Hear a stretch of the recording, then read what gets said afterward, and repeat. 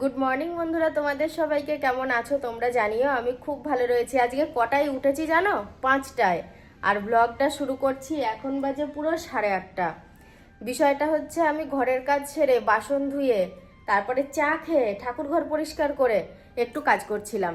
মানে ফোনেই অনেক জায়গায় তো ভিডিও দিতে হয় ইউটিউব ছাড়াও, তো কিছু ভিডিও রেডি করার থাকে সেইগুলোই করছিলাম। তো সেটা করতে করতে মনে হলো কি আমার তো সমস্ত কাজ হয়ে গেছে, আমি স্নানটা সেরে নিই, ঠাকুর পুজো দিই, তারপরে খাবার দাবারের ব্যবস্থা করব। তো সেইটাই করতে গিয়ে স্নান করে সিঁদুর পরতে গিয়েছি। প্রথমে আমি মানে সিঁথিতে সিঁদুর পরেছি, দেখো এই এই সামনেটাও ছড়িয়ে গেছে। আমি পড়তে চাইনি এখন, নাহলে শখ করে পড়ি কখনো সখনো একটু বড় করে চওড়া করে। তারপরে পড়তে গেলাম ছোট্ট করে, সিঁদুরের টিপ হয়ে গেল বড়, দিয়ে এই সিঁদুরটাও বড় হয়ে গেছে, কপালের সিঁদুরটাও বড় হয়ে গেছে। অনেকদিন এরকম পরি না, ক্যামেরা অন করে নিজের দিকে তাকিয়েছি, নিজেরই কেমন একটা লাগছে। শাড়ি টাড়ি পরলে ঠিক আছে, একটা মানানসই লাগে, আর কি করব, কেমন একটা ঝগড়ুটি ঝগড়ুটি লাগছে আমাকে। আর আমার কর্তা কালকে তাড়াতাড়ি ঘুম থেকে উঠেছে, মানে আজকে আর উঠবে না।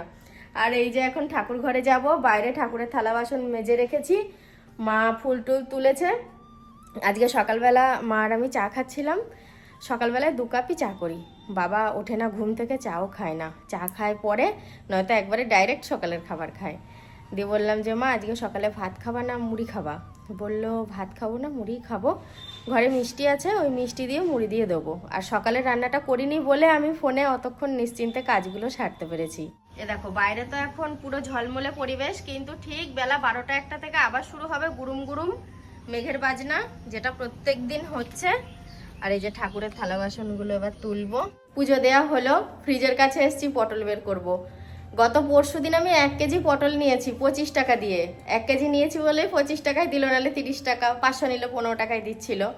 তো পরশুদিন নিয়ে সেই যেভাবে রেখেছি সেভাবেই আছে। এবার পটলগুলো আজকে যদি রান্না না করি, ফ্রিজে রাখলেও নষ্ট হয়ে যাবে না বলে ভেতর থেকে? খেতে কি স্বাদ লাগবে? একটা টাটকা খেতে একরকম, আর অনেক দিন দেখে খেতে একরকম। যেরকম নিয়েছিলাম সেই রকমই রয়েছে। এই যা, কাজ আমার খুব বাজে আসলে, এক হাতে ফোন না, আমি ঠিক আর এটা আমি ঢুকাতে পারবো না। এটা ঢুকাতে গেলে কি করতে হবে জানো? এই ফ্রিজটাকে একটু এই সাইড করে, ছাতা আমার কর্তা উঠে ঢুকাবে। এটা মানে বেরিয়ে আসারই ছিল, একটুখানি টেনেছি আর বেরিয়ে আসলো। ভাল লাগে বলো সকালবেলায় কাজ বাড়ে? তবে আমার কর্তার ভরসায় রাখবো না, আমি চেষ্টা করব। এই যে ফ্রিজটা দেখছো, এই দেয়াল থেকে একটু সাইড করতে হবে, তারপরে এই যে পাল্লাটা ভালো করে খুলে তারপরে এটা ঢুকাতে হবে, তাইলেই হবে। মানে যে কোনো কাজ না পারলেই আগে ওর কথা ভেবে বসে থাকি, তো ওই জন্য বলে ফেলি। কিন্তু সবসময় ওর ভরসায় রাখা উচিত না, নিজেকেও করা উচিত। আর বন্ধুরা, ইউটিউবে আমি জানি আমার সব জায়গা থেকে ইউটিউবে ভিউজ অনেক কম হলেও ওই কম সংখ্যক ভিউয়ার্সরাই আমার পুরো পরিবার। তোমরা প্রত্যেক দিন কমেন্ট করো, প্রত্যেকের কমেন্টের উত্তর দিতে দিতে মনে হয় কি আমি আমার নিজের মানুষদের সাথে কথা বলছি। শ্রীলা দাস নামে এক বোন, সে দূর থেকেই এসেছিল মায়াপুরে, আমার বাড়ি আসার কথা ছিল, অসুবিধার কারণে আসতে পারেনি প্রাকৃতিক দুর্যোগের জন্য, ঝড় বৃষ্টি যা হচ্ছে, কমেন্টেই আমাকে জানালো সেটা। আর হ্যাঁ, আবার তোমরা রাগ করে বসো না, যারা প্রত্যেকদিন কমেন্ট করো, ভিডিও দেখো, তাদের নামগুলো মুখে আনছি না বলে। তাদের নামগুলো সব আমার মনে আছে, ঠিক আছে? ওই যে বলি, তোমাদের সাথে যখন রিপ্লাই দিই তখন মনে হয় যেন পরিবারের মানুষের সাথেই কথা বলি। আমার খুব ভালো লাগে ইউটিউবে রিপ্লাই দিতে, ব্লগ করতে। তো আজকেও আমার তেমন একটা এনার্জি ছিল না, সকালবেলা থেকে মনে মনে ভাবছি থাকবে আজকে আর ব্লগটা করবো না। তারপরে কি হঠাৎ মনে হলো, ভাবলাম কি না কেন করব না, যেই ব্লগ কালকে করব না পরশুদিন করে আপলোড দেব, তারপরে সবাই বলবে দিদি কেন ব্লগ দাওনি, ভাল লাগছিল না, তোমার ব্লগের অপেক্ষায় ছিলাম। তো ওই জন্য ভাবলাম ভালো মন্দ যেমনই হোক না কেন একটা ভিডিও আমি শেয়ার করবই, যারা প্রত্যেকদিন দেখে অন্তত তাদের জন্য। পটলগুলো যখন ফ্রিজ থেকে বের করি তখন তোমাদের বলছিলাম 1 কেজি পটল কি হবে, দেখো 1 কেজি পটল পুরোটাই আজকে হয়ে গেল। কিছুটা তো ভাজা করেছি, আর এটা হচ্ছে গাছের বেগুন, 2-3টে যা হয়েছিল ছোট ছোট একসাথে ভাজা করা হয়েছে, পটলের বেগুন। আরে দেখো আলু পটল চিংড়ি হবে, তাই বাকি পটলগুলো কেটে নিয়েছি। এই যে চিংড়িটা কইও, এই যে বাছার পরেও খুব অল্প হয়ে গেছে, 300 গ্রাম চিংড়ি নিয়েছি। এ দেখো বেছে বেছে কুটে কোনটুকুনি হয়েছে। কি ব্যাপার হঠাৎ করে? ঝুল পড়ে গিয়েছে। ঝুল পড়েছে তো, আমি বাইরে দেখলাম তোমার জুতো রয়েছে, তারপরে ঘরে ঢুকে তার অত কোনায় চোখ যায়নি, এইগুলো দেখছি নেই। তারপরে দেখছি যে পরিষ্কার করছে। এ বাবা, সকালবেলা টিপ পরেছিলাম, এখন আর টিপের কোনো চিহ্ন নেই। এরকম হয়ে গেছে, মুছে গিয়ে আবার এই জায়গাটায় হালকা লাল হয়ে রয়েছে। এই জন্যই আমি সিঁদুরের টিপ পরতে চাই না, বিশেষ করে এই দিনের বেলা কাজের সময়টা। এ দেখো, ফ্যান চালিয়ে আগুনটা বাড়াচ্ছিল। আর আজকে আমার ঘরটা ও পরিষ্কার করেছে ঠিক আছে, কিন্তু আমি ঠিকঠাকভাবে গুছাইনি। এ দেখো, জামাটা কালকে এখানে মেলেছিলাম, শুকিয়ে গেছে, মেলাই রয়েছে, তুলে নিলাম, আলমারিতে তুলে রাখবো। আর এই হলো পটল চিংড়ি। পটল চিংড়ি অনেকটা কমে গেছে জানো তো। মাকে খেতে দিলাম, বাবাকে দিলাম, আমার ননদকে একটু দিয়েছি, তারপরে আমরা খাবো এরপরে। আর এই হলো বেগুন পটল একসাথে ভাজা, আর এই হলো দুধ।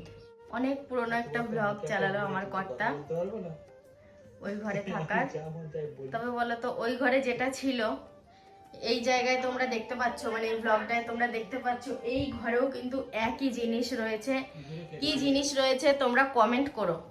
আবারও বলছি, দাঁড়াও একটু থামিয়ে দিই, না হলে আমার ওই কথার মাঝে আমার এই কথাটা বুঝতে পারবে না। এই যে কি অসাধারণ লাগছে আমার মুখটা। বিষয়টা হচ্ছে যে ওই ঘরে যে কোনো একটা জিনিস আছে যেটা এই ঘরেও রয়েছে। হ্যাঁ, তোমরা কমেন্টে জানিও। আর আমি দেখো তখন কত অল্প বয়স ছিল, কতদিন আগের ভিডিও দেখি, দাঁড়াও, ও বাবা 4 বছর আগের ভিডিও। তখনকার আমি আর এখনকার আমির মধ্যে কত ফারাক বলো। তখন অল্প বয়স ছিল আর এখন বয়স ভারী হয়ে গেছে। আর এই যে এখনকার আমি, বয়সের সাথে কত পরিবর্তন হয় বলো। তখনকার মুখ আর এখনকার মুখের মধ্যে কত পার্থক্য রয়েছে। তো ওই যে ও বললো একটুখানি নিয়ে যাব, তো ঠিক আছে, একটু রেডি হলাম, দেখি কোথায় নিয়ে যায়। আমরা খুব সবুজ ঘেরা জায়গায় বাস করি, কারণ যেখান দিয়েই যাতায়াত করি না কেন এরকম সবুজ রাস্তা। আমি একটুখানি দাঁড়ালাম তোমাদেরকে শেয়ার করব বলে। দেখো রাস্তার দুধারে এমনভাবে বন জঙ্গল উবুড় হয়ে পড়েছে, যেন মনে হচ্ছে কম্বল, সবুজ কম্বল বলো একদম। আর পিছনের যে রাস্তাটা, এই রাস্তাটায় আমরা একদিন একটা সেই ওই ইনস্টার শুটের জন্য গেছিলাম, মনে পড়ছে? মনে পড়ছে।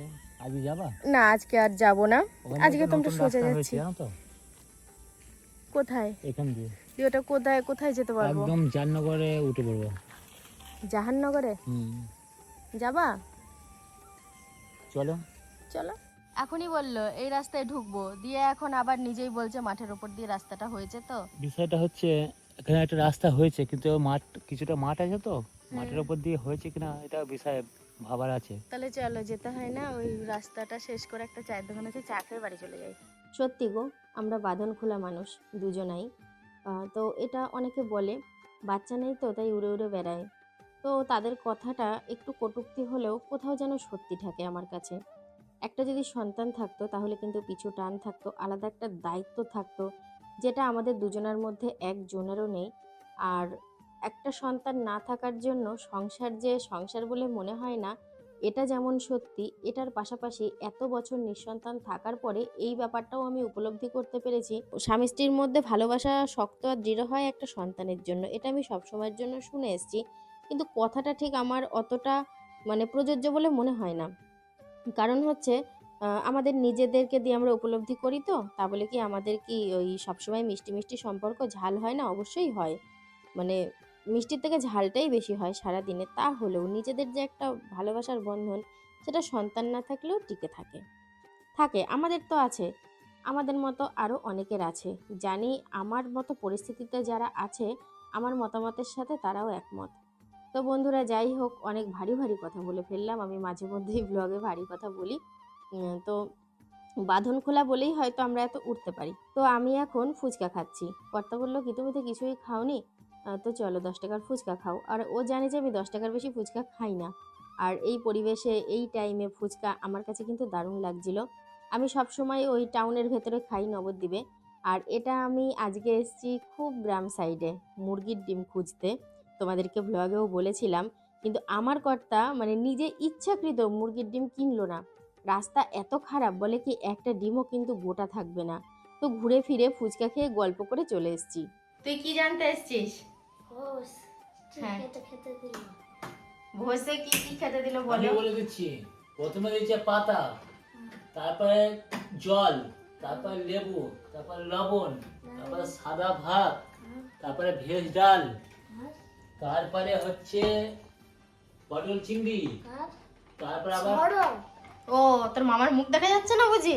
তারপরে আবার ভাত, তারপরে আসলো মটন, মানে খাসির মাংস। ঠিক আছে? আচ্ছা ওসব কথা বাদ দাও প্রকাশ, যারা ভিডিও দেখে তারা জানতে চেয়েছে তুই কি পড়াশোনা করিস না, তুই নিজে মুখে কি বলতে চাস, পড়াশোনা করিস কি করিস না? পড়িস না তাই তো? এই জন্য কিন্তু সবাই আমাদেরকে যাচ্ছে তাই বলবে, কিন্তু তুই কথা বলিস এত পাকা পাকা, সব ঠিক আছে, কিন্তু না পড়ার পিছনে যে একটা বড় কারণ রয়েছে সেটা তো কেউ জানতে পারবে না। নে এটা কারণ আছে তো। আজকে আর দুধটা ছানা করা হয়নি, ছানা করা হয়নি বললে ভুল হবে, ছানাটা আজকে আর খেতে চাইনি, আমিও জোর করিনি, তো দুধ রয়ে গেছে। এই যে এখান থেকে কিছুটা দুধ আমি গরম করে নিয়ে আসবো, দেখো ফ্রিজে দুধ রাখলে দেখেছো উপর দিয়ে কেমন একটা মাখন মতো ভাব চলে এসছে, ওটার মধ্যে চিনি রয়েছে। আমি একদিন খুচরো অল্প করে চিনি এনেছিলাম কি দরকারে, তুমি ভাত নাও, না মুড়ি খাবো। তুমি কি ভাবলে ভাত নাই ভাতে হবে না? না হওয়ার জন্য নয় তো। এ নাও দই, এই যে দই, দুধটা গরম করে রাখা হয়েছে, এই যে দই, বললে দই দিয়ে খাবো ওই জন্য দই দিলাম। আর আমার খাওয়ার জন্য ওই যে একটু তরকারি আছে, একটু পটল ভাজা রয়েছে, ওটা দিয়ে আমি ভাত খাবো, কিন্তু ভাত থেকে যাবে জানো। রাত্রে খাওয়া দাওয়া শেষ হলো, মানে দুধ দিয়ে খাবে না দই দিয়ে খাবে ঠিক করতে পারছিল না, লাস্টে দুধ দিয়ে আর দই দিয়ে দুটো ভাবেই খেয়েছে, কিন্তু তোমার মুড়িতে পোকা পড়েছিল বলো? উপর থেকে কি পড়লো? হ্যাঁ একটা পোকা পড়লো আমি দেখেছি, মুড়ি দিয়ে দুধ দিয়ে মেখেছে, দুই একবার মুখে দিয়ে খেতে পারিনি, তারপর আবার দই আর ভাত খেলো অল্প করে, আর আমি তরকারি ছিল ওই দিয়ে ভাত খেয়েছি। আর দেখো এই দুধটা রয়েছে, এটার মধ্যে দইয়ের সাজা দিয়ে দিয়েছি, তো এবারে আমি দইটা পাতবো। কি গো এমনি রাখবো না নিচে কিছু গরম দেবো? কিচ্ছু লাগবে না। এসি চালাও তো। ও তাহলে ওই বাইরে দিয়ে দিও, চলো কি? বাইরে। না না দরকার নেই বাবা, এখানেই থাকো, তা উঠে যাবে অসুবিধা নেই। উঠে যাবে। এই তো এরম দিলাম। দেখো তোমরা কেউ নিন্দে করো না, আমরা কিন্তু এইভাবেই আগে দই বসাতাম, মানে এইভাবে আগে দই বসাতাম বলা ভুল, নিচে চটের বস্তা দিতাম, আজকে তো আমি শাড়িটা দিয়েছি চটের বস্তা নেই, তার ওপরে একটা থালা চাপা দিয়ে তার উপর আবার চটের বস্তা দিতাম বলো। হ্যাঁ তাই তো। আর এখন চটের বস্তা নেই বলে আমি এই শাড়ি দিয়ে দিলাম, এর ওপর দিয়ে আমি আবার একটা ঢাকা দেব, একটা ঢাকনা আছে, ঢাকনাটা দেবো, এসি চললেও দই বসে যাবে। আজকে অনেকটা রাত হলো, সবকিছু সারতে সারতে প্রায় 11টা বেজে গেছে। আর বন্ধুরা আজকের মতো ভিডিওটা আমি এখানেই শেষ করলাম, তোমরা সবাই খুব ভালো থাকো, আর অবশ্যই কালকে দেখাবো দইটা উঠলো কিনা। তো চলো আজকের মতো গুড নাইট, দেখা হচ্ছে আবার কাল সকাল থেকে।